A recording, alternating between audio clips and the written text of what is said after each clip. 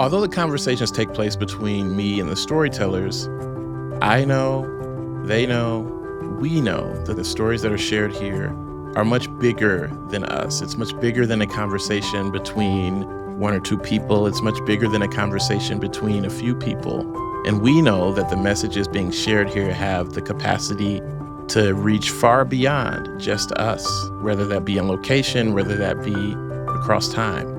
In this series, which I'm calling For Those Who Will Come After, storytellers reach across time, sharing messages and reflections for future generations, sharing what they want them to know, remember, and carry forward in the ongoing pursuit of social justice. I'm reminded that I made this calendar right here, and I put different quotes on it. The calendar was born out of wanting the voices of the global majority reflected in a dust calendar, because why not? So interestingly, the quote for June 30th, which was on Sunday, the day before the Supreme Court handed down as one of a series of devastating decisions that dehumanize people, that criminalize people, that criminalize the wrong people. The quote that was there for June 30th was Ketanji Brown Jackson, and it was her quote where she said, "Persevere." And I think that's my message to the folks in the future. I'm going to get the quote again. Ketanji Brown Jackson, persevere. I think that's my message to people in the future, that it feels devastating, and it feels like we're barreling down a horrible path. And sometimes things need to unravel so they can be remade. And I think personally, that's what we're experiencing. And we have to keep our eyes clear. We have to keep our hands together. We have to hold each other through this. But we will get through it. We will persevere. And the thing that is going to be the biggest factor in all of this is how we care for each other. And so I would say persevere, but also let's take care of each other. What I would want them to know, that we are working for a better future, so that ultimately we were trying to and are trying to deconstruct, dismantle these inequitable systems, these oppressive systems. But we are also working to, again, like I said, dream and then build, right? Dream and build. It is something about, it's always possibility that I am motivated by. Something has the potential. Again, it goes back to every moment being pregnant with possibility, right? That we might not be there for the realization of whatever that possibility is. And whatever lies ahead for the future, to know that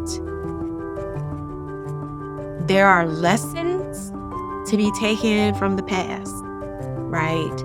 And we have to be studious, right? We do have to be studious, because these systems and structures, even as we are trying to dismantle and deconstruct, they morph, they change, and we got to be ready, right? We got to be ready for what we gonna build anew, how we're gonna build things anew that are going to be formidable. So I guess just knowing that there are folks who are thinking about you and trying to be planful and mindful and passing that baton along throughout so many years. And so hopefully the distance is shorter, that the race is a little bit shorter for those to come. Learn how to balance between the things that bring you joy, that bring support and love and light, with the fight that need to be fought. Because the way things are going right now, I don't imagine the fight is going to be ending anytime soon. I think future generations will still be fighting for social justice and equity. And it's not ideal. And I don't want to undercut that we have made a lot of progress in recent years, and that progress will be met with what feels like a turning back of the clock. But if you get to that point where it feels like the clock is turning back, you've done good work. Continue to do that work. Don't stop because you have those setbacks. Don't stop because, in our case, you have some rogue Supreme Court that's just going off vibes, or politicians that find it better to entertain than to actually govern. I don't know that's something that's going to be unique to 2024, and I don't think that's something that's going to end now. So future generations need to be able to bear with that. And the other big thing, and this is not design-oriented, political, because I am very political-minded, you don't necessarily have to run for office, but understand how the government works. We have a tendency to focus on things that don't actually matter or don't matter as much, and then we neglect the things that need our attention. Make sure you have a full, robust understanding of how civics affects your life, because even if it's boring to you, it's going to impact you. There's no way around that. No way around it. Nope. Understand how the world works around you. Understand how those things impact your daily life, and navigate your life with that. Hopefully you don't have to be as toxically involved in politics as I seem to be, but don't walk around in ignorance, because ignorance is one of the biggest poison pills to social activism. Take care of yourselves and take care of each other. Always. That will always be true. And no matter what is happening in the world around us, how much time has passed from today to the day someone listens to this, I think taking care of ourselves to be the best version of ourselves as often as we can be, and bringing that compassion and empathy and taking care of each other will hopefully solve for a lot.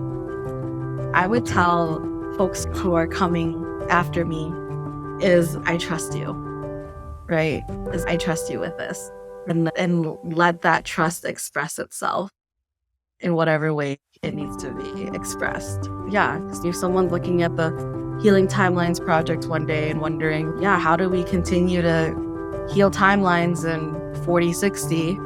I would hope they would look back at an archive of this and know that I trust you. I trust you to carry on this work. I trust that it will be expressed in a way that feels really aligned and still relevant. Community has to be present in any movement work that's going to be sustainable for you and for the movement.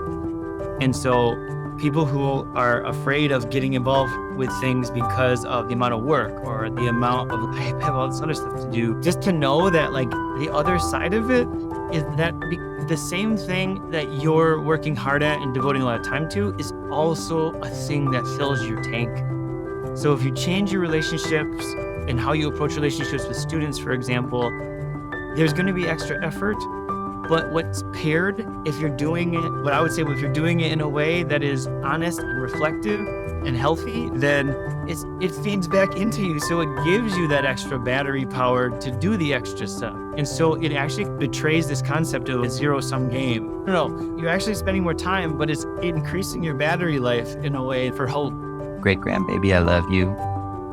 Grandpappy loves you. That's it. No. That's real. Yeah. I think what I would leave for folks is trust yourselves. Y'all are coming into a very different context than the one that we are in, just like we are in different contexts than those that came before us. And there's learning and wisdom there. But you also have what it takes. And you have the ability to learn and discern and make the right decisions for what y'all got going on. And we're here for you. We got your back. But yeah, trust yourself and do what you gotta do. I'd like them to know that there is a history of people who have been working in these areas, that there's been a long lineage of as you put it, resistors and people who have been critiquing the system and trying to make changes. And it is all of our responsibilities to learn from our teachers, those who have done this work, and then put our own unique spin on it and pay it forward to the next generations. First and foremost, in positively projecting, hopefully the groundwork that we're doing, they won't be able to relate. Hopefully. If this is truly a time capsule and we're looking at 100 years down the road, hopefully they won't be able to relate, but also maybe this can be like almost an encyclopedia in some sense to like history of just normal conversations happening between people that have their fair share of experiences through just growing up, retrieving the education for it, and just trying to make a difference and just understand things will be vastly different the way I see it as far as just type of people and or like just technology and things of that nature. But at some point, we're going to be looked at as history in whatever format. I think now it's more possible for us to be looked at as history just because we have so many things that are capturing conversations or so many pictures that are being uploaded to the cloud or area. I feel like history is truly being made and is able to be accessed easier than ever. Because like back in the day, if you ain't have a picture, you don't have nothing. You know what I'm saying? But now we got the old camcorders and stuff. So I think I just want them to see, hopefully things are vastly different. The conversations like this is what sparked that difference or what helped with things being vastly different down the road. And don't take it for granted too, because we are just as much as part of your heritage as the Martin Luther Kings, the Malcolm X's. I think that's important to know. They were great people, but these minute conversations, or if you want to scale it, these are just as important because it's experiences, and nobody experience should be shunned, swept under the rug. And it all takes these type of small stakes or small bricks or small parts of pylons to build a strong foundation to change things down the line. So I would just want them to know like this history is just as important as history that preceded it. Many years from now, this is what I would say to you. Remember that the Black race, we originally come from Africa, okay? We are descendants of Africans, and our story, no matter how much they try to whitewash it, our story starts with, we are inventors and creators.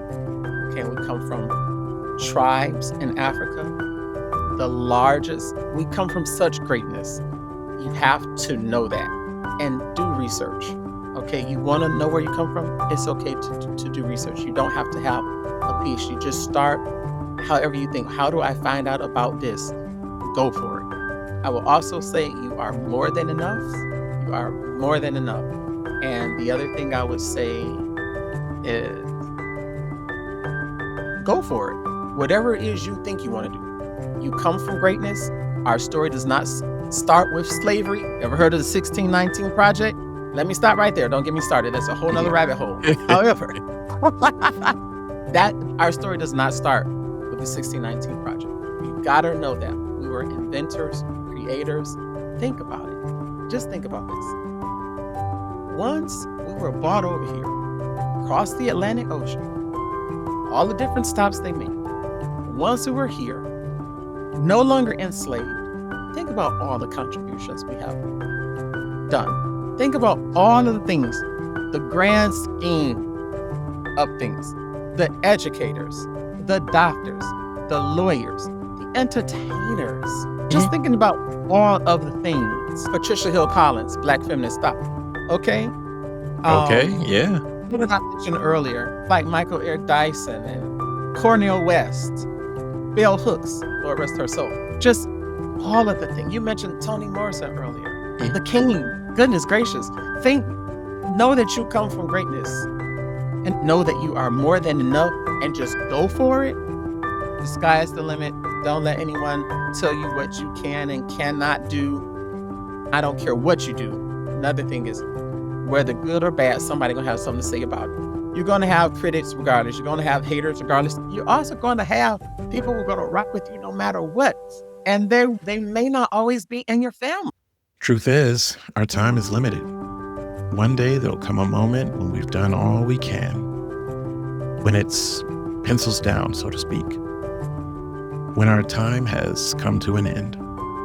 Now, I don't say this to be morbid or defeatist. In fact, I say it with the hope that it offers some clarity, that it provides a sense of focus, that it serves as a reminder, a way to better understand the work that we have to do, a way to better understand our connection to a larger history and collective of people who came before us.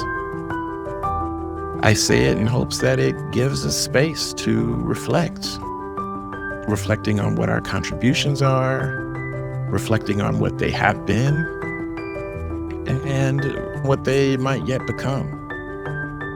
So if you're listening to this now, you're a part of all of this too, and can have a role in what happens next. Maybe there's something in you that is still growing, still evolving, still making an impact. My hope is that in whatever you do, remember that we're not the first and we won't be the last, but we're part of a long thread, a living, breathing legacy of those whose lives and work continue to echo beyond their time. What we choose to take up and what we choose to leave behind, all of that matters. And in the space between when we started and when we're done, using the gifts that are special to us and supporting others and using theirs, may we stay mindful of what we'll leave for those who come after. Thank you for listening. Thank you for listening. If you enjoyed this episode, please leave a review and subscribe to Social Justice Origin Stories wherever you get your podcasts. You can also watch video episodes on YouTube at Social Justice Origin Stories, and I'd really appreciate it if you subscribe there as well. Video episodes are also available on the project website, socialjusticeoriginstories.com. I'd love to hear about how you're engaging with the stories. Share your thoughts at socialjusticeoriginstories.com/contact or by emailing stories@socialjusticeoriginstories.com. To support the work of Social Justice Origin Stories, consider becoming a monthly patron. Your contributions will help keep this research going and support its mission. Visit patreon.com/socialjusticeoriginstories to learn more and to make a contribution. Again, that's patreon.com/socialjusticeoriginstories. You can start or stop anytime. Social Justice Origin Stories is edited, hosted, and produced by me, Rolando Thompkins-Jones. Many thanks to many storytellers who have contributed to this project. And thank you for joining me this week. Take care.